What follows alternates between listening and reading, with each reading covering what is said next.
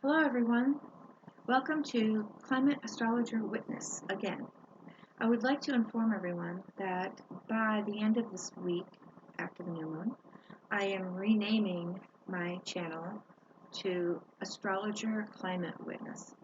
I think that it would draw more astrologers if it starts with astrologer instead of climate, so that is what I'm going to be doing.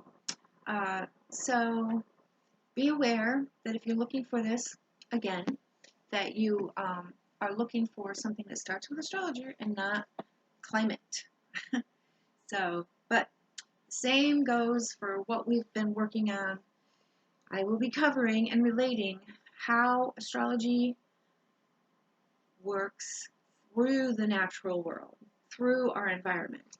It's not separate. It's just that we added names to various natural occurrences. They correlate with the old ruling associations of the planets and the signs. That's where it all came from. The observations of our ancient ancestors came up with these descriptions of the planets and the signs because of what was happening in the environment. So it's all the same thing. It's not separate. Okay, here I have an article today that is covering the closing of a CCS plant, that is carbon capture and sequestration. In case anyone doesn't know what that is, that means that the coal plant, in this case, had applied scrubbers to their smokestacks where the exhaust comes out or the pollution comes out. Now it's not taking everything out, as you'll see, but it was capturing the carbon. Now, if you listen carefully, there's very specific information in here about that. So, again, this is a coal plant that a scrubber has been attached to take the CO2 out. Here we go. The only carbon capture coal plant in the U.S. just closed. Early last year, the Trump administration's Department of Energy celebrated a special birthday. Happy third operating anniversary, Petra Nova. The agency trumpeted in a press release. The release boasted of a coal-fired power plant in Texas that seemed to have done the impossible. It successfully removed carbon dioxide from the plant's emissions for 3 years, safely storing them. The celebration was early. Petra Nova barely made it to its 4th birthday before being shuttered. Last week, NRG Energy, which owns the project, announced that it would be shut down indefinitely in what may be one of the last gasps for carbon capture and storage technology in the U.S. On paper, carbon capture and storage, or CCS, sounds like the solution to all of our problems. If we could just suck the CO2 emitted by burning fossil fuels and put it somewhere else, we could cut warming without shifting away from old methods of generating energy. In practice, though, the results have been less promising and failed to scale at anywhere near the levels needed to avert catastrophic climate change. Decades of research has made CCS technology feasible, but it's both incredibly complex and wildly expensive. Petra Nova was the only operation CCS project in the U.S., and the largest one in the world, using its specific technology.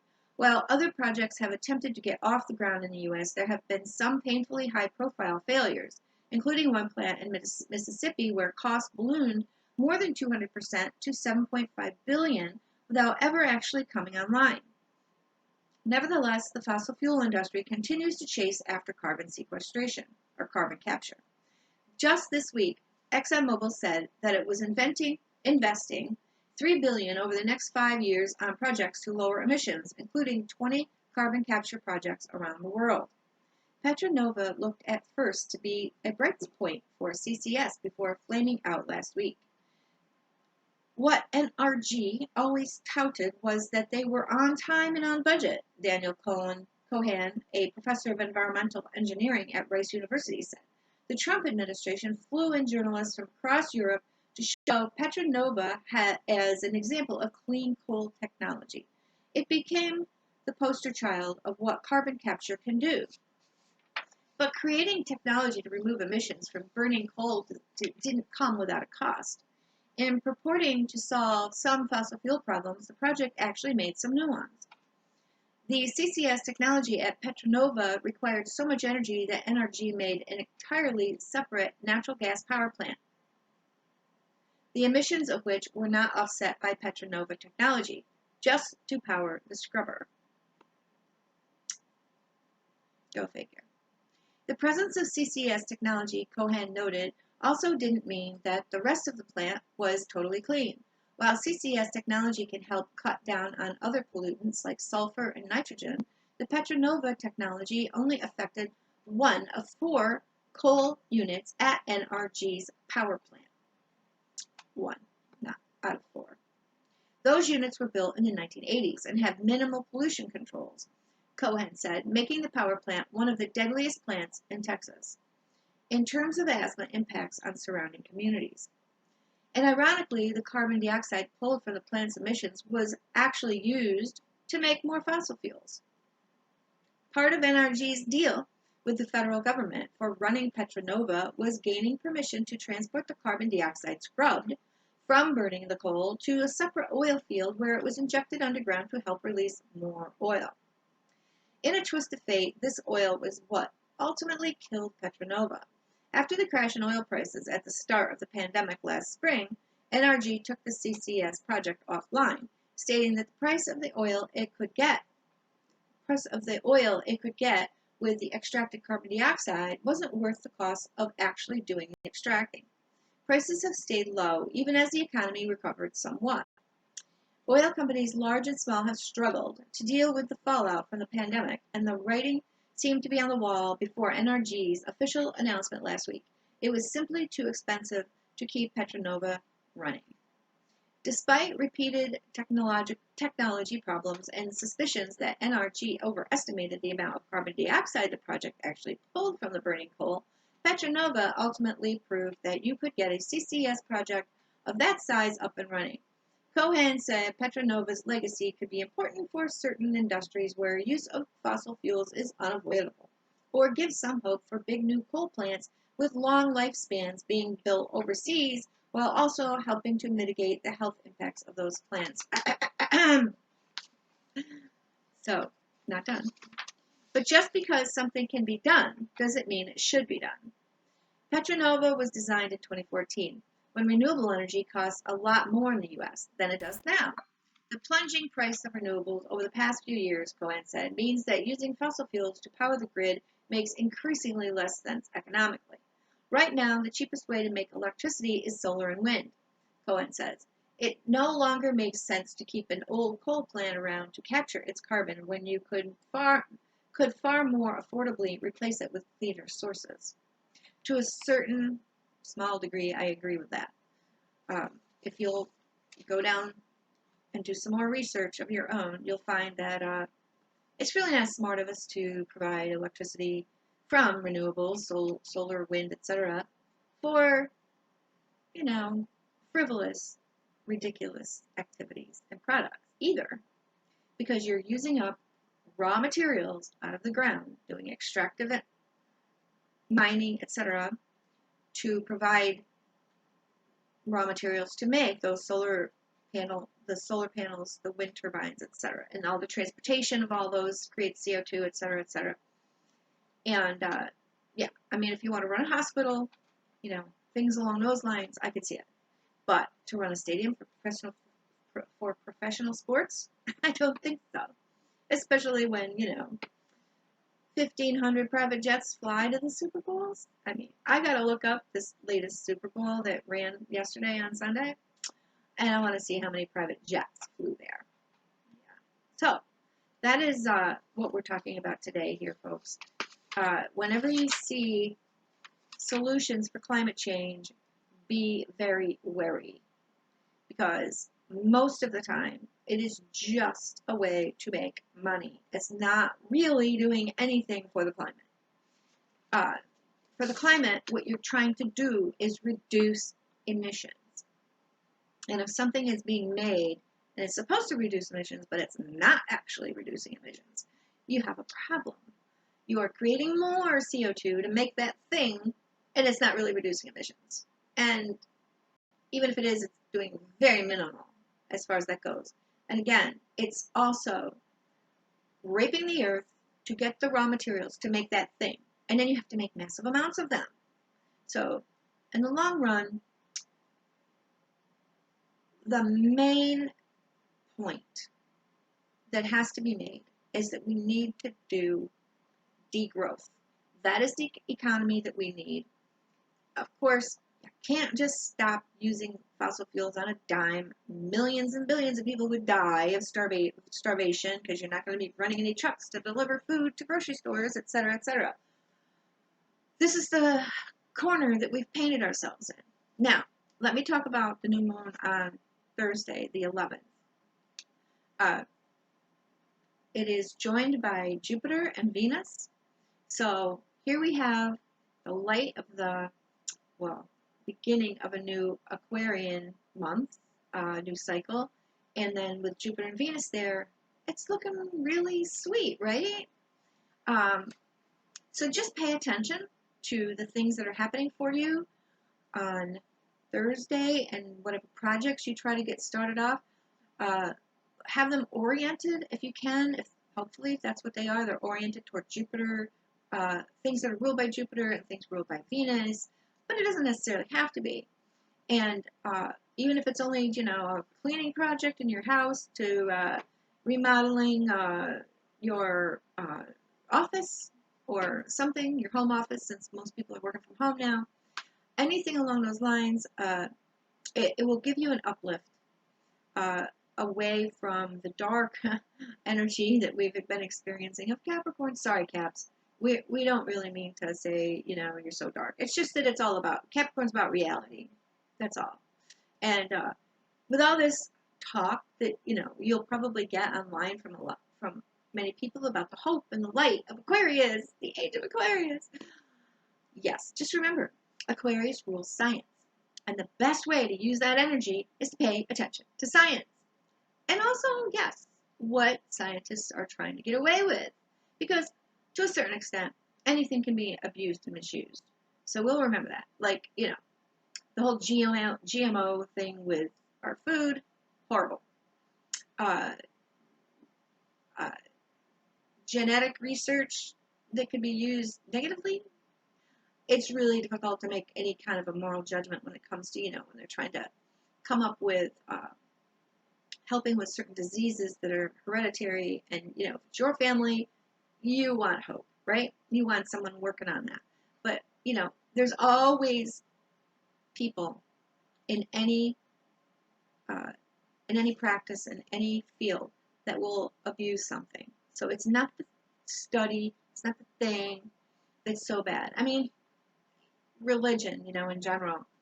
I mean, it's been abused and used, and, it is what it is. But there's been plenty of people with religious orientations that have created horrible acts and practices and made people feel so ridiculously guilty about being human. The psychology that can be used to help people when they are, being too human or whatever, and they've made mistakes, that can be very, very helpful. But even psychology has its downs. It's being aware and not believing in something or worshiping something that's you need to be careful about. Be careful not to accept everything whole and swallow it whole, no matter what it is, even astrology. So that's why I do these videos, because I don't want everyone to be telling their clients, wow, you're an Aquarius, and that new moon sits right on your sun. That's your solar return this year. And yeah, you probably will have a good year, but it's a good year within everything else that's going on. So you're still subject to the same limits and boundaries and parameters that everybody else is to some degree. You still have to follow what COVID is requiring as far as social responsibility. Saturn in Aquarius, okay? And you still have to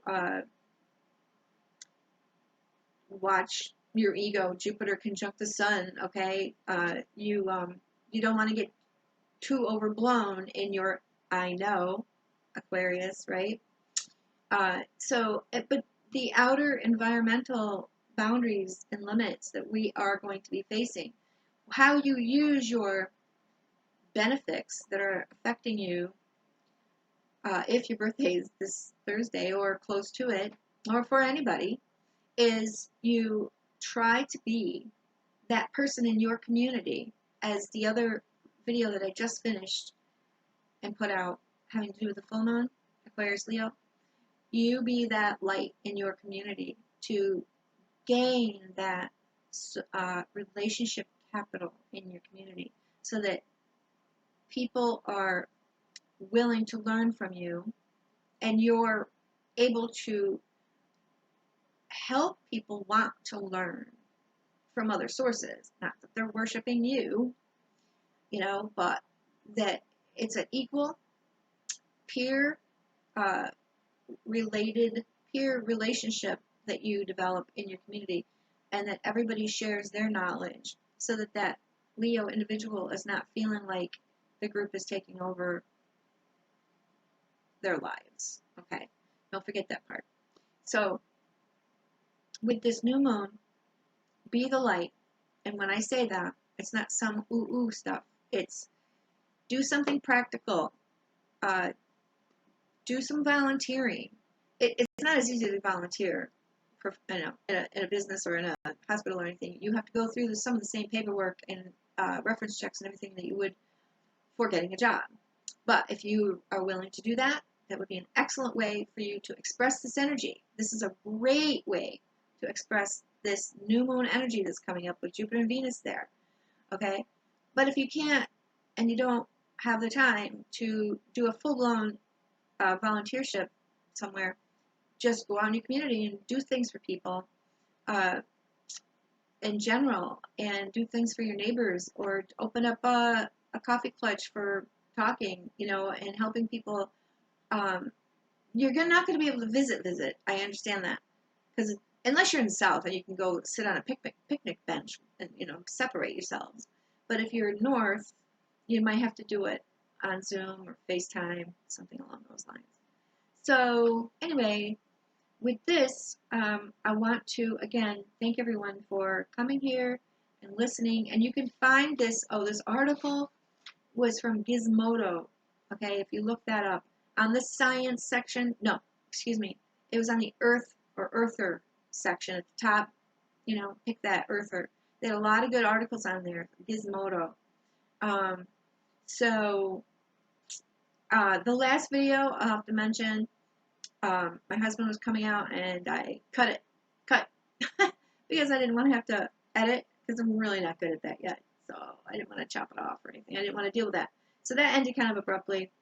And I'm going to be making more videos, hopefully faster, and I'm really getting my gear up. And so Thursday might be the day when I really get all this off the ground. I'm looking forward to that.